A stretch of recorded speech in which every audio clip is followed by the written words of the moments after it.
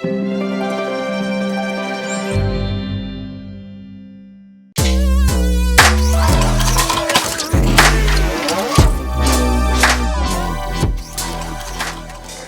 selamat pagi adik-adik sekalian.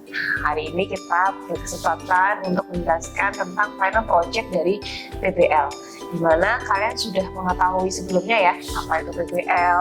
Hari ini kita akan bahas bagaimana cara kalian untuk mengerjakan PBL dan lingkup pertanyaan apa saja sih yang sekiranya tuh bisa ditanyakan ketika kalian membuat suatu PBL. Untuk itu, kalau misalkan untuk membuat project based learning itu apa aja Bu hal yang harus dilakukan? Oke, untuk membuat video project ini yang pasti pertama teman-teman harus membuat video yang berisi topik yang dipilih sesuai dengan mata kuliahnya. Kemudian nanti teman-teman membuat video secara sistematis dalam menampilkan proses input, kemudian proses dalam pelaksanaannya sampai dengan outputnya. Ketiga, durasi maksimal 10 menit, jangan melebihi dari waktu yang sudah ditentukan. Kemudian yang keempat, file buat format dalam bentuk MP4. Kemudian yang kelima, seluruh anggota kelompok harus terlibat di dalam video. Jadi jangan ada hanya numpang nama saja. Jadi setiap nama yang tertera di project tersebut itu harus ada. Betul sekali. Nah, tadi kita sudah membahas tentang cara membuat video PBL-nya.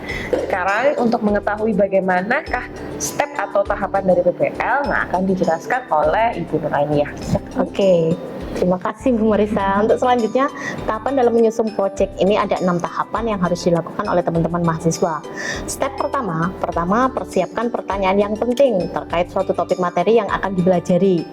Step kedua, susun rencana proyek. Step ketiga, buat jadwal. Kemudian step keempat, memonitor dari pelaksanaan pembelajaran yang berbasis proyek. Kemudian yang kelima, uji dan berikan penilaian atas proyek yang dibuat. Dan yang terakhir, ini yang paling penting adalah evaluasi dari pembelajaran berbasis proyek. Begitu Bu.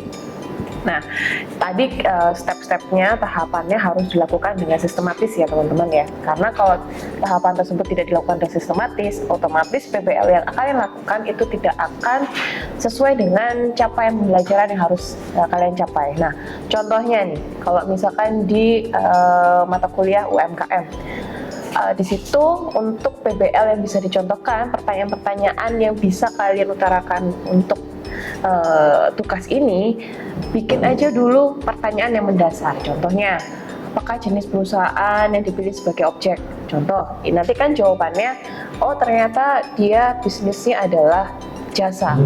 Nah, setelah itu kalian akan mengerucut ke pertanyaan berikutnya. Apakah perusahaan tersebut sudah menerapkan pelaporan keuangan dengan optimal? Nah, berlanjut ke pertanyaan selanjutnya. Nah, adik-adik, tadi kita sudah tahu ya tahapan-tahapan dari pembelajaran project based learning. Nah, kali ini tuh kita akan ingin lebih tahu sih Bu, untuk mengerjakan PBL ini kan pasti harus ada awalan ya Bu, harus ada. Kita mesti ngapain, apa sih harus kita tanyakan. Nah, Ibu punya preferensi gimana tuh Bu? Oke, mungkin dari teman-teman untuk mata kuliah akuntansi koperasi dan UMKM ini untuk project based learning-nya ketika datang ke UMKM misalnya bisa menanyakan jenis perusahaan ini termasuk kategori yang apa. Kemudian kalau sudah diketahui, langkah selanjutnya bisa ditanyakan atau pengecekan dari proses pencatatan dari keuangannya, apakah sesuai dengan SAKM, EMKM atau belum. Kemudian produk apa saja yang dihasilkan, sampai dengan apakah dia menghasilkan satu jenis produk atau lebih dari satu jenis produk, karena laporannya pasti berbeda dengan yang menghasilkan satu jenis produk.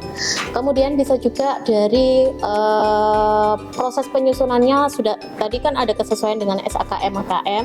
Kemudian laporannya, cara menyusunnya sudah benar betul atau sudah sesuai betul dengan SAKM, EMKM. Dan yang terakhir, cara menyusunnya itu seperti apa, penggolongannya itu. Mungkin seperti itu Bu. Untuk selanjutnya, ya, jadi sudah jelas ya teman-teman ya, ada beberapa pertanyaan yang bisa lebih mengeneralisir kalian ketika ke lapangan, ketika ke mitra itu ada beberapa pertanyaan mendasar yang bisa kalian tanyakan. Nah, ketika kalian terjun ke mitra, hal yang kalian lakukan adalah sangat mendasar sekali ya. Jadi ketika kalau misalkan kalian mau berkunjung ke suatu tempat kan pasti kita punya planning atau punya jadwal dulu nih.